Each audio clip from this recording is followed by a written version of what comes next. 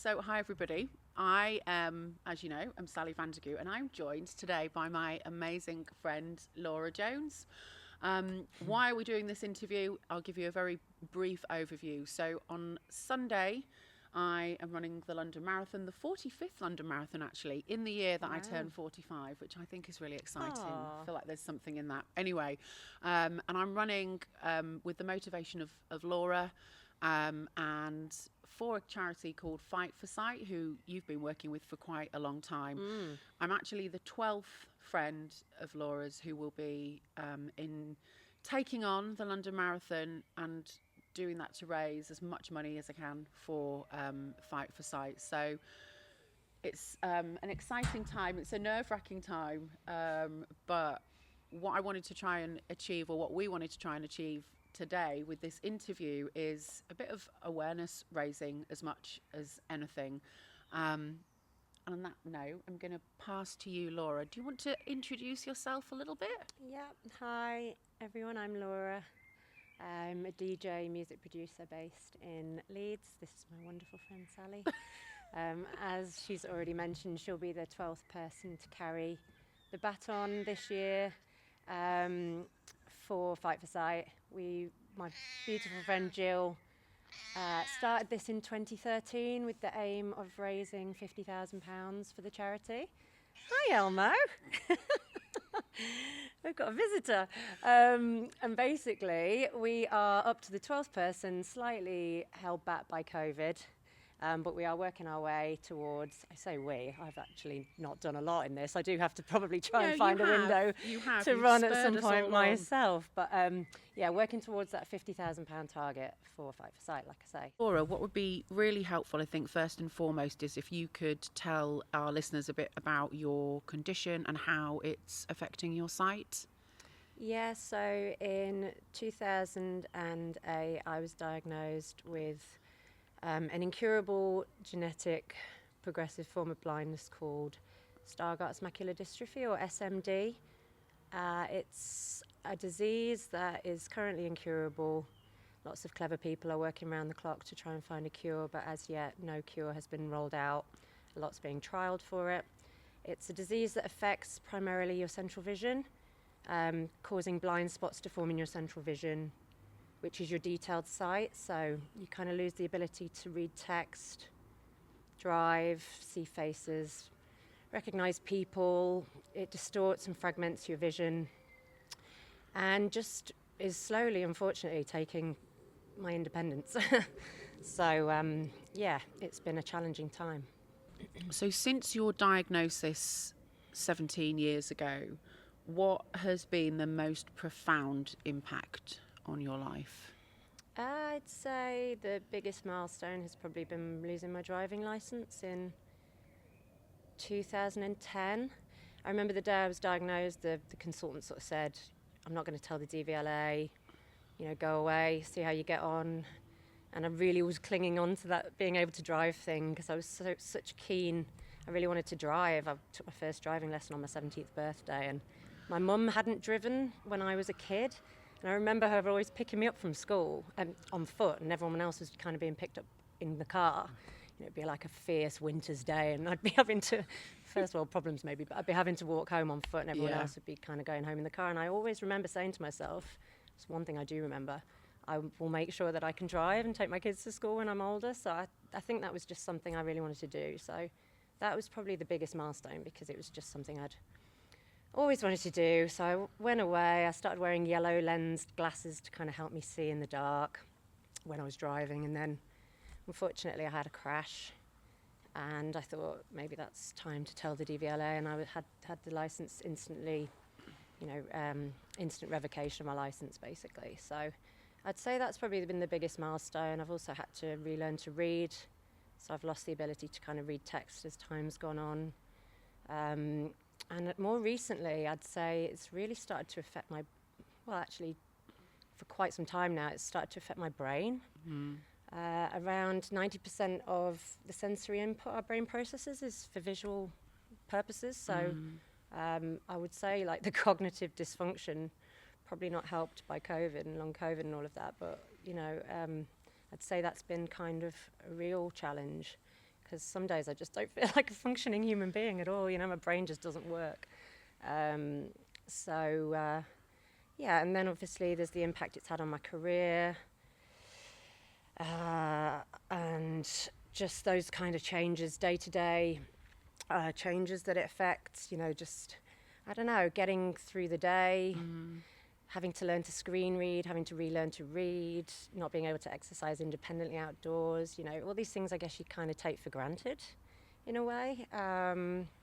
And then, yeah, with regards to my career, it's meant that I've had to kind of adapt as time's gone on, going through many different formats, adapting to kind of my ways in which I perform live, and also the ways in which I produce music as well. So having to take my studio setup to something much more tactile, much more hands-on, less reliant on your vision. You know, it's not an overnight process. It kind of sets you back to the start. It means you have to kind of relearn the process all over again. I kind of feel like I'm really just relearning to be a human being and kind of relearning the last sort of like 20 years of my life in a way. So yeah, it can be challenging at times, and it sometimes feels like I'm navigating a library without the labels, you know. It can be a bit disorientating and confusing. I mean, I think, like, all credit to you, because I'm not in your shoes, but I see how you do get through the kind of obstacles and hurdles of life and the things that you've like navigated, you know, more recently with your mum and stuff and house sales and stuff, and like, you know, you're an absolute warrior, I think. So but I mean, it doesn't take away from how big an impact it's had on you. Yeah, I mean, you know, there are positives. There are things, the technology is kind of at a point now where it really helps those who are visually impaired and blind. You know, there would have been a time when you'd be diagnosed with SMD and you wouldn't have the option of screen readers at your disposal, or audio books, or all of these things that I kind of rely on now, really.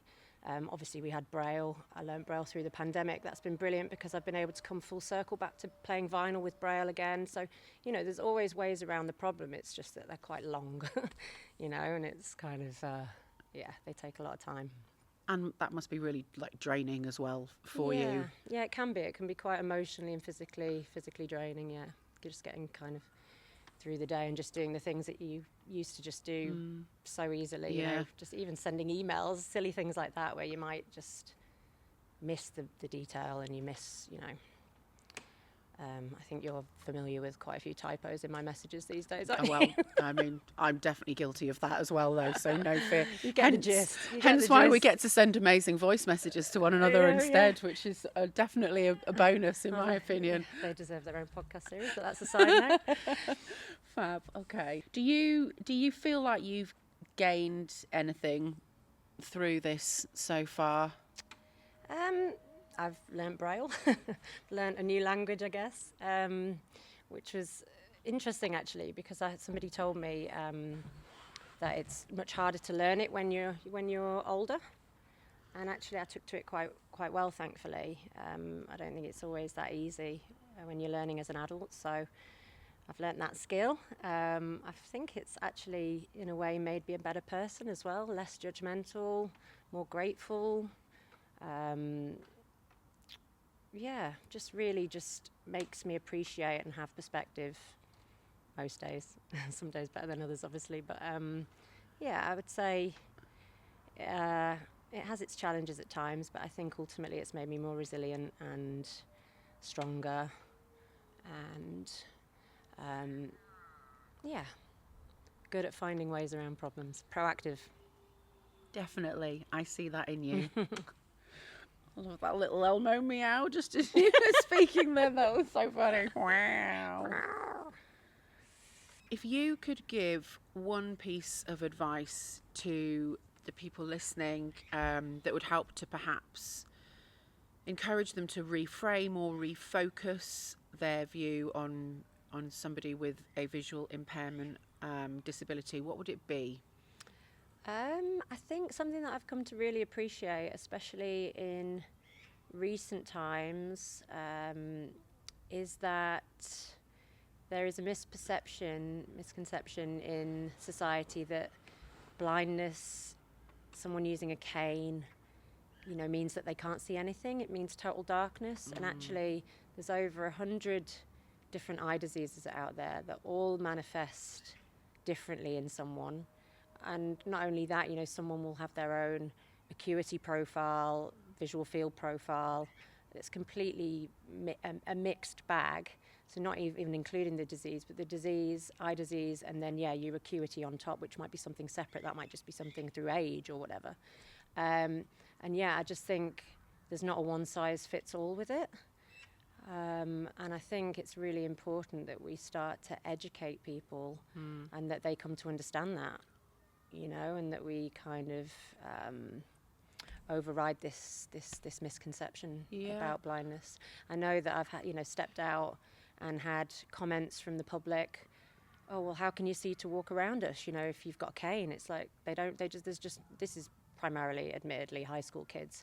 But, what is going on there? Where is this kind of flaw in the education system that doesn't, in the PSCHE class or whatever it's called, why is this kind of thing not being taught? It's so important. Given the platforms that we are sharing this interview on, one of them being LinkedIn, which is a professional platform, what I'd be super keen for us to do is to get a bit of a message across, really, for prospective employers, and how, as a hiring manager, they should consider, all of you or all of anybody who has a visual impairment disability kind of in the round, and the benefits that you bring. What would you say to prospective employers to just help them to be open-minded and to really pause and consider the value that you've got to add, or that anybody with any kind of disability has got to add? I mean, it would be nice if employers didn't really consider us as different. We might have disabilities or impairments, but we're enabled in other ways. It's actually quite refreshing when you do see posts and jobs ring-fenced for disability, because it can give that person with a disability or impairment the confidence to apply for that job. Speaking from my own personal experience, I do keep an eye out on roles that are for access support officer type roles, because I have an interest in that now, especially with the journey I've been on the last 17 years. And it was really refreshing to see, for example, the Arts Council recently ring-fence an access support role for those with disability. It was actually ring-fenced for that. And it just makes someone like myself, and I'm sure I can speak for the majority, just have that confidence to actually go for it and, be treated as equal. Yeah. Which is, ultimately, why shouldn't we? There are things out there that allow us to partake in a role just like the next person. So for myself, that would be, being quite enabled on screen readers these days. And, admittedly, might not be able to do something as quickly as the next person, but should we lose out altogether? I don't know. No. I don't think that's fair, is it? No, definitely not. You bring so much to the table. Like, you're so clever. I mean, your mathematical brain is like, honestly, blows my mind sometimes.